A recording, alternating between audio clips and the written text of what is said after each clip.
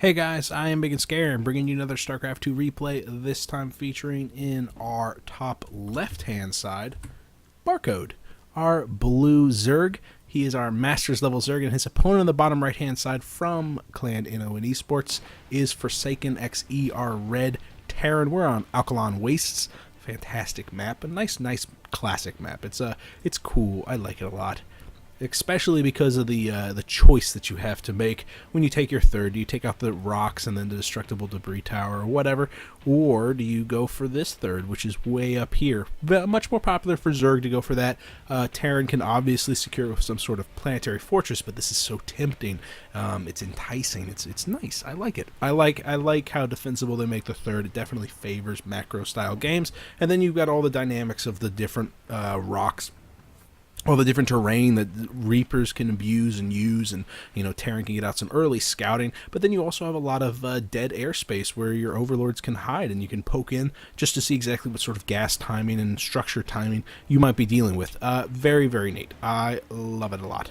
It looks like Barcode was playing against Forsaken's team member earlier on. I did not recognize the name. It looked like Kirby or something like that. That being said, it's really cool whenever NoN-eSports is playing on a single server. You kind of run into that dynamic like with Evil Geniuses, whenever you have multiple names that you recognize playing together and you have a little showcase map. The players are much more familiar with each other than somebody that you just run into on the ladder, and Barcode does away with that, making it so it's much harder to recognize a player than if you had a recognizable name. But you get the idea, is you run into somebody that their build order, their play style, and that it creates a fifth dimension, and it creates another way that you can think about the game. That meta game comes into play much stronger than traditionally anticipated. Spawning pool coming down just a little bit after the hatchery. Both of them are going to be popping down at pretty much the exact same time, enticing him along that macro style game, getting those two queens out, making it so that larva inject is so much easier than normal. CC popping out.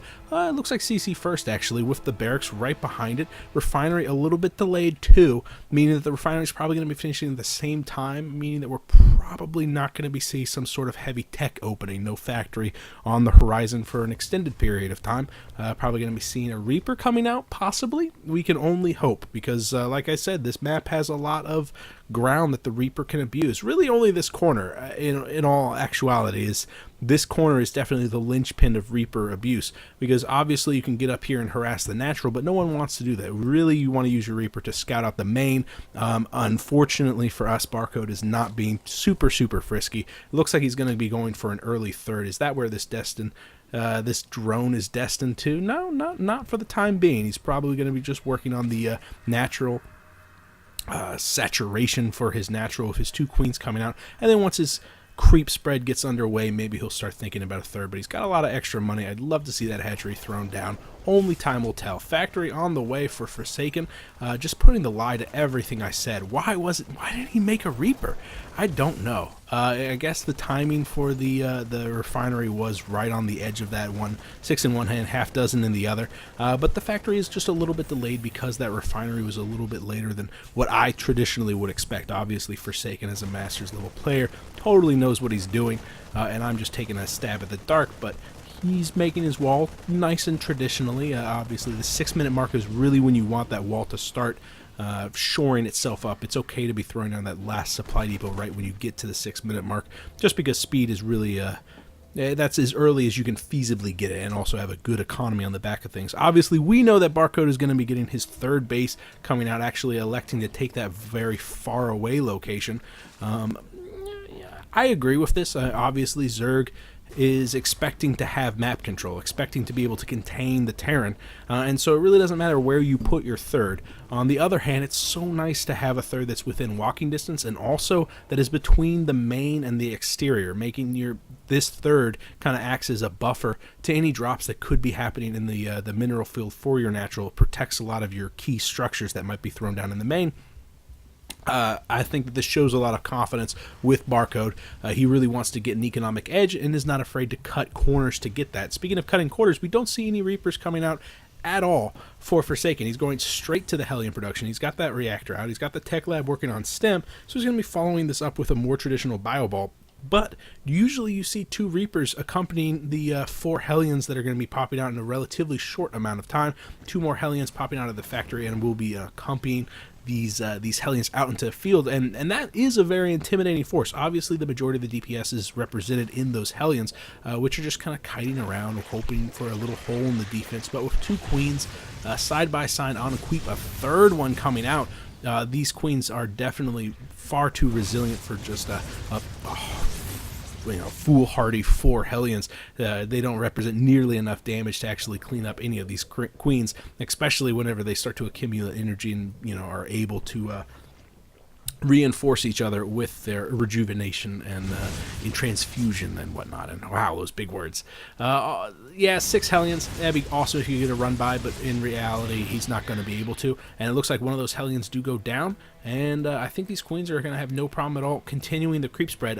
He might need to start defensively positioning those Queens just a little bit farther back from the creep itself so that his Queens could push forward and start to get more and more pot shots off. But with one of the Hellions deep in the red and the other 2 in the orange, I think Forsaken's going to have to call it quits and actually pull back. He's not going to succeed in doing any form of harassment at that 3rd, and with that, Barcode actually taking the preventative measure to already throw down a Spore Crawler, making it so that when those medevacs get out there, when the drop harassment starts up, he will be well equipped to actually deal with that. And the added benefit is that he's going to have detection there so that he could deal with any form of cloaked Banshee in case that was on the horizon. Speaking on the horizon, it looks like 2 Overlords are going to be poking around. He really doesn't know anything at all about what's going inside, which also explains the Spore Crawler placement. Playing in the dark, you've really got to play defensively if you're going to 100% play in the dark. A macro command center popping out. I like the positioning, taking advantage of the fact that the refinery is just a little bit closer. But he's probably thinking about grabbing his 3rd. Is it going to be down behind the destructible debris? Probably. He's using his Marines to take out the debris. Oh, also healing up his Hellions. Only 4 Hellions remaining. I guess he lost 2 Hellions on the retreat back at home. I apologize for missing that one.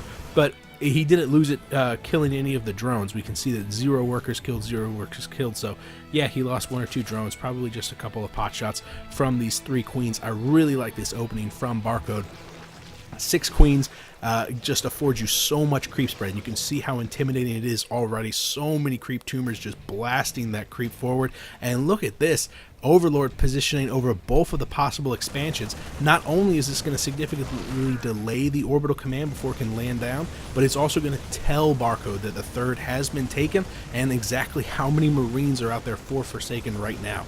Combat shields and +1 armor, +1 weapons is going to be finishing up, so I think Forsaken's going to be feeling a little bit frisky. He wants to move out now with those first 2 medevacs that are going to be popping on the field just now. Is it going to be a drop or is it going to be a ground pound just assault? I don't know. Truthfully, I feel like Forsaken should wait for the first round of Widow Mines. He's got 2 of them on the way, but no, he is going to be pushing out. I love Widow Mines so much. They are incredibly powerful, and they are really potent against the possible defenses that Barcode has right now. 26 Zerglings coming out. Yes, they've got +1/+1. Yes, they've got metabolic boost. Yes, they're fast as balls on creep. They don't have Widow Mines to clean them up. They're going to have no problem at all covering Forsaken's army completely with a nice surround and then cleaning them completely up. Speaking of being cleaned up, it looks like all 3 of those Queens, nope, just 2 of the Queens are going to go down. A scan going to clean up the majority of that creep, but with one of those Queens surviving, Forsaken is he's going to definitely buy himself some time with that creep spread, but he's not going to stunt it completely. The Spire is done. 9 Mutalisks were on the production tab. Yes, 6 of them are going to be popping out. 7th, 8th on the production tab, whatever. Some Mutalisks are going to be coming out. We don't have any Widow Mines accompanying this force. I feel like Forsaken is playing with fire, pushing this far onto creep. He's going to get surrounded very, very soon. Oh, he really wanted to get a snipe on those Mutalisks. Going for the stem a little bit too far into the creep. Gets surrounded, gets cleaned up completely by some Banelings. Not bad splits at all, actually. Really, really good splits, making it so that those Banelings really expend themselves on only a handful of the Marines, and with a fresh swell of Marines, this time accompanied by Widow Mines, looks like Barcode's going to have to pull back. +2/+2 is going to be finishing centrifugal hooks on those Banelings so that they were going to be incredibly potent. At the same time, a 4th is being taken, and the 3rd is totally saturated for Forsaken, and it looks like his economy and his infrastructure back at home is in full gear. Look at this. He's got drilling claws coming up for those Widow Mines, so that these Widow Mines are going to be even more intimidating. nice splits from his Marines just a handful of seconds too late. The orders were there, just the Marines didn't have time in order to split. It looks like they get cleaned up completely, and also with those middle mines too, but Barcode just buying himself some time. He's got 4 bases up. He's got the economic advantage. Forsaken, the ball is in his court. He needs to be aggressive, and that's exactly what he's doing. He's keeping his Widow Mines. No, he's keeping his medevacs alive, which is fantastic because that's really the difference maker as time goes on. Will he have extra economy because he's not forced to rebuild these medevacs in order to continually support this force? Oh, just a handful of Marines. Oh, nice splash damage from the Widow Mines right on top of the Marines. Holy crap, that's a lot of dead Zerglings, though. 30 dead, and it looks like the Mutalisks are going to be sweeping in here with an Overseer just to clean up those Widow Mines. But again, Forsaken, he's exchanging units at a very nice clip. He's losing a handful of Widow Mines, a handful of Marines for a lot of minerals, just pure minerals from these Zerglings and Banelings. Unfortunately for him, this Mutalisk flock is getting out of control. I mean, look at that, 16 Mutalisks right now. If he wanted to, he could be incredibly effective at just cleaning out one of these mineral lines. There's a single missile turret back there. There's really no reason for Barcode to be sitting on his hands with all of these Mutalisks and not doing anything, and it's definitely a mistake, and it's because he's afraid of how aggressive Forsaken is being with all of these Marines. Oh, a handful of the Mutalisks being caught unprepared by a handful of Marines underneath. Got to be careful. Those Mutalisks love to bunch up underneath those Widow Mines, just taking so much extra damage from that. But on the other side of things, we have a drop going off into the main. It looks like it's been completely cleared out, but with only 4 workers killed on the favor of Forsaken. Probably not all of the workers there were killed. A couple of Zerglings baited into a line of Marines. The Widow Mines having no trouble of cleaning them up. However, without any Marines there, Forsaken can't continue to be aggressive. Where are those Widow Mines? They were pulled all the way back home to deal with that drop in the main, and at the same time, they're out of position to deal with the next push. Did he lose anything in the main? I don't think he did. He's still got the Spire, he's still got the Infestor Pit, still got the Spawning Pool. I'd love to see him go to Hive soon. He's definitely got the money, he's definitely got the time. He really needs to go and continue his tech. He's got +2 on the way, or +3? +2, yeah.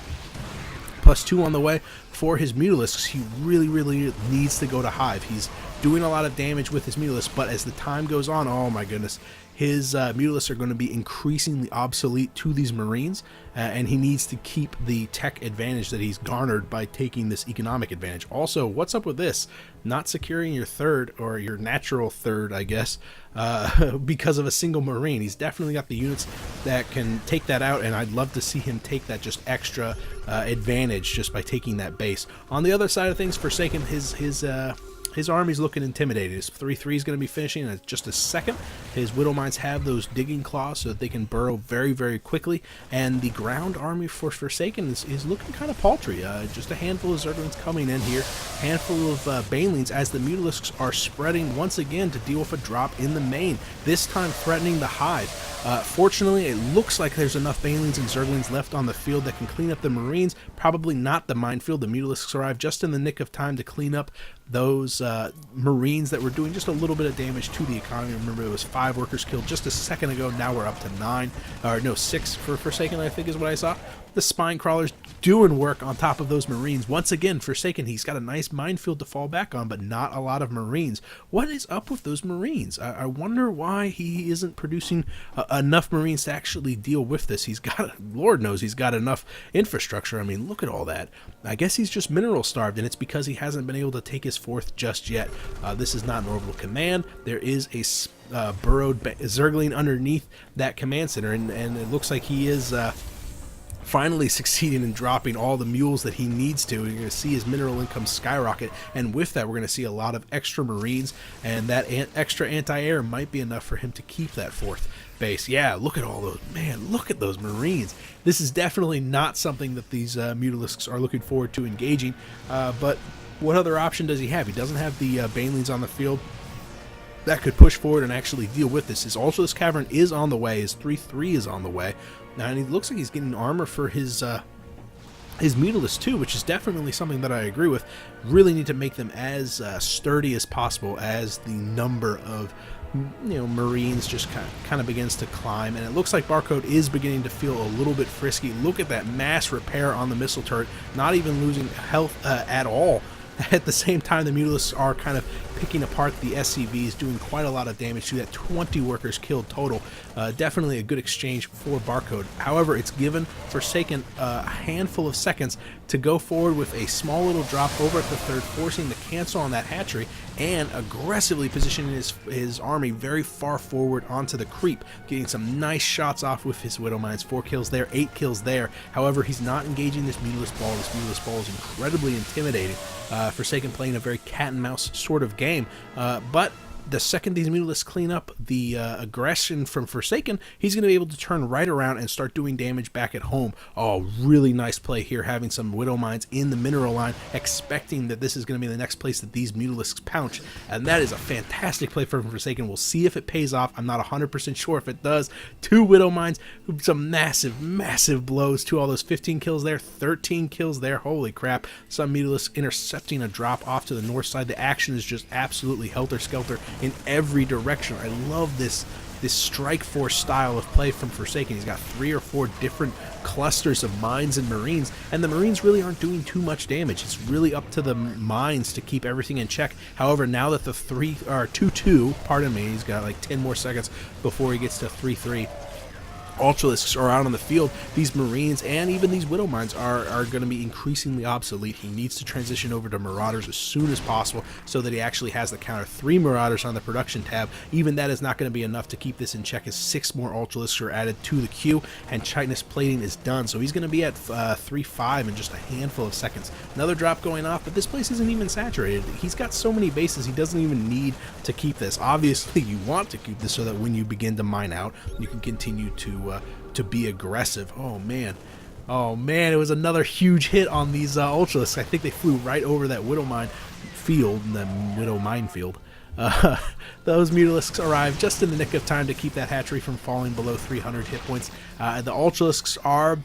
It's so frustrating to have your Ultralisks in an open area against stemmed bio units, because they just can't engage directly. They need to engage with their splash damage. The Mutalisk's definitely paying for their weight in gold by keeping these drops in check. However, he doesn't have the Mutalisks down here to support these Ultralisks, and it doesn't allow him to clean up these medevacs. Speaking of medevacs, remember when I was talking about how important it was to keep him alive? Well, he's only got 5 now. I think he had close to 12 at one time.